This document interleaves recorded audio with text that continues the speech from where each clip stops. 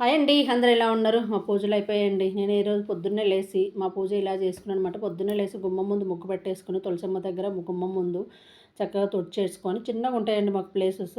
ఆకు చిన్నగా ఉండే దాంట్లో ఏదో నాకు వచ్చినంత నాకు పెద్ద ముగ్గులు రావు. వచ్చినంత ఏదో లైన్స్ లాగా అలా గీసేసుకొని తులసమ్మ దగ్గర గుమ్మం ముందు పెట్టేసుకొని ఆ తర్వాత దేవుడి దగ్గరికి వచ్చేసి పూజ చేసుకుందామని మొన్న నేను తిరుపతికి వెళ్ళినప్పుడు కలువ పూలు తెచ్చానండి.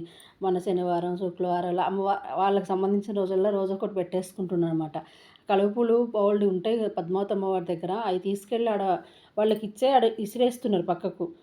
మనం ప్రేమగా తీసుకెళ్తున్నాం, పంతులు ఆడ పడేస్తున్నారు. సరే అని బయట అలా అనుకుంటూ వచ్చేసా, మొగ్గలు బోలెడున్నాయి.